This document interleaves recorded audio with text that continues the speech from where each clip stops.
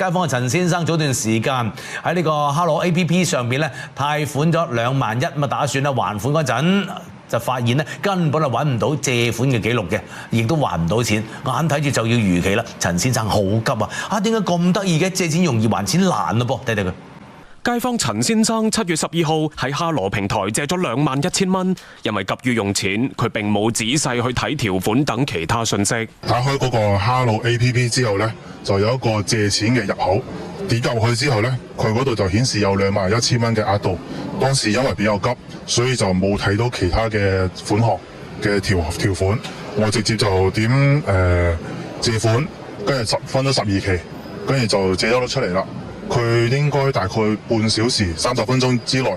就直接打到銀行卡入邊。就喺款項到帳嘅第2日，陳先生諗住還錢，但佢發現點擊個人頁面嘅借款記錄顯示暫無未結清借款，但係可用現金額度當中又顯示陳先生已用額度為2萬1000蚊。咁亦即係話，陳先生確實已經產生咗借款行為，但由於佢揾唔到借款記錄，陳先生亦都冇辦法主動還錢。有財經評論員提醒，用戶應該第一時間同平台客服溝通，如果未及時還款，有可能會產生不良影響。咁如果你呢一筆嘅借款冇辦法及時去還，甚至係導致逾期咧，咁好可能咧之後嚟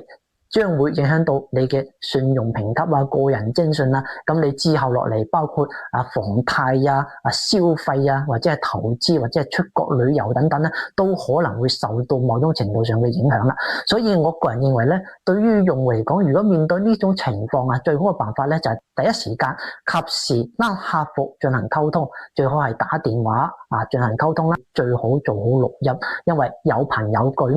哎呀，搞咗半日，原來個擺咗個大烏龍，搞清楚就好啦嚇，將啲錢按時還翻上去，以免影響個人徵信嚇。咁但係我亦都想講講係咩呢？呢個借錢嘅軟件各方面嘅標識確實存在住唔清晰嘅頁面設計，睇睇可唔可以改善下咧？唔好等借款人擔驚受怕啦。我哋睇到有用戶反饋喺哈羅平台裏邊進行借款，但係借款之後咧，卻揾唔到借款嘅相關嘅內容、借款嘅數據啦，從而導致冇辦法進行還款。咁呢個情況之下咧，建議大家咧可以從幾個方面去入手啦。第一個方面咧，就係要睇一睇系統有冇及時去更新。有時候咧，因為系統去維護，導致相關嘅數據丟失。咁如果系統維護之後，或者係系統更新之後咧，可能相關數據亦都得到恢復啦。第二個需要關注嘅係平台有冇對相關嘅借款板塊還款板塊進行入口嘅遷移。咁如果存在入口遷移變化問題咧，咁平台會喺佢相應嘅一啲平台置頂或者相關嘅一啲服務號進行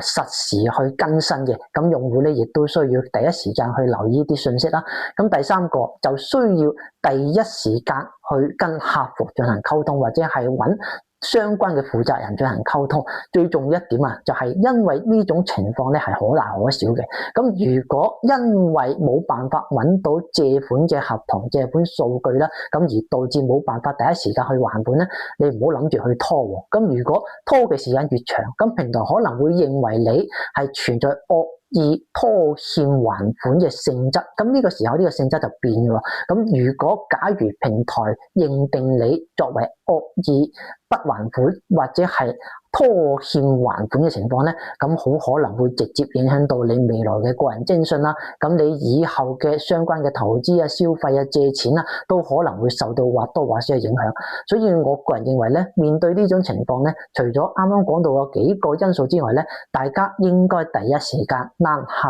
服或者相關負責人進行溝通。一方面可以通過電話去溝通，但係咧，打電話同時需要進行錄音，因為留住相關嘅證據，以防以後平台認定你作為佢不還款嘅用戶咧，呢個時候你就可以攞出相關嘅錄音或者拉客服嘅聊天嘅記錄作為有力嘅證據。咁另一方面咧，假如客服介入無果，或者負責人介入無果，而導致相關嘅後果嘅時候咧，咁應該第一時間咧就向相關嘅金融監管部門或者係消費者投訴平台進行反饋。咁對於呢種情況嚟講咧，我估計唔係個例啦。咁如果係存在普遍性現象咧，咁我覺得對於借款平台嚟講咧，應該第一時間進行整改啦，第一時間要對相關嘅板塊啊進行上線啊、更新啊，以最大程度上確保客